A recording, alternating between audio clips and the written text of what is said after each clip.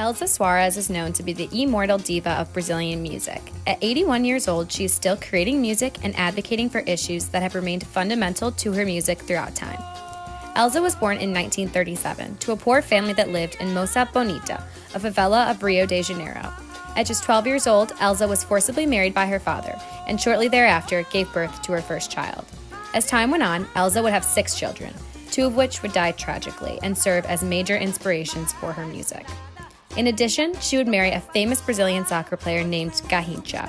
This relationship would be highly controversial in Brazilian media, as his fans, family, and friends blamed Elza for breaking up his previous marriage. They would even call her a witch at times.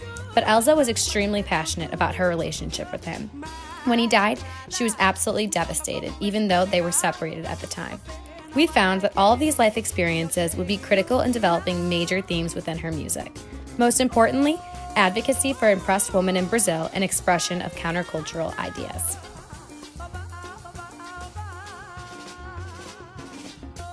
Elza is credited as a samba legend, the queen of drama, theatrics, and as interviewers love to note, the gays. Her musical signature is reflective of the layered, fluid culture of Brazil, bringing together samba with jazz, bossa nova, and MPB, and stunning over-the-top aesthetics with biting criticism and social critique. It's intentional. From the 1950s to today, Elza has strived to maintain her I don't give a damn image, the glitter and gold as much a choice as the focus on the vulnerable members of society and their empowerment. Her own life is full of instances of hatred and abuse. Her songs, many of which went on to win awards and nominations, most recently for Woman at the End of the World at the Latin Grammys, are about the power balance in relationships. In Elza's vision, women and girls are frequently the victors. Despite her well-earned diva status, Elza never shies away from working with others. She shared the spotlight with legends, Caetano Veloso, Gal Costa, and Chico Buarque to start. In her prolific career, Elza has earned innumerable awards celebrating her work. Mulata Assanada, written by Atolfo Alves and sung by Elza in 1965, is not just a song about a tempting woman. She, the mulata, is cunning. She's clever, she has a hold on people. She knows this, and she owns this. The speaker knows this as well, but he does not care. He would be willing to sacrifice power and fortune just to have her, to make her his. In the song, it says, "O mulata, if I could, and if money was enough, I'd give it to you without thinking.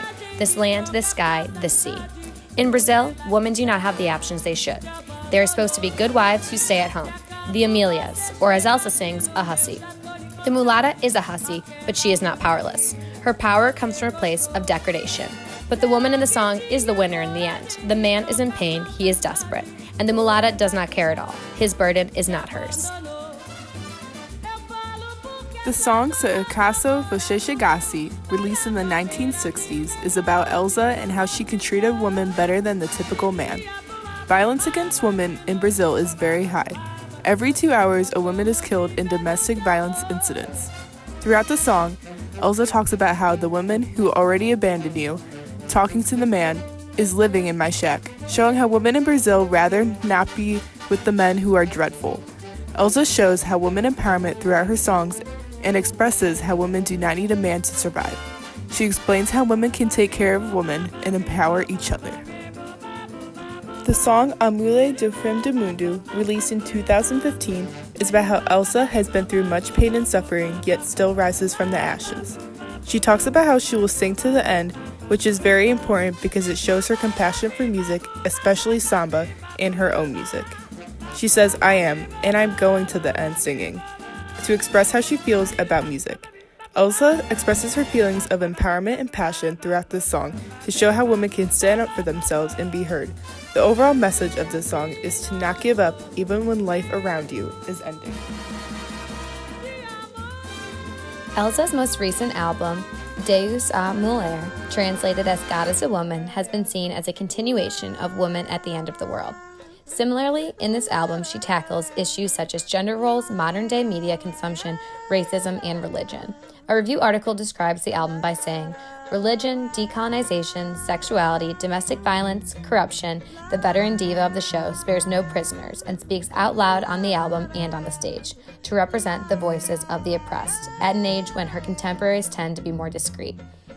In the most popular song, Deus a Ser, or God Must Be, Elza explains that God is a woman.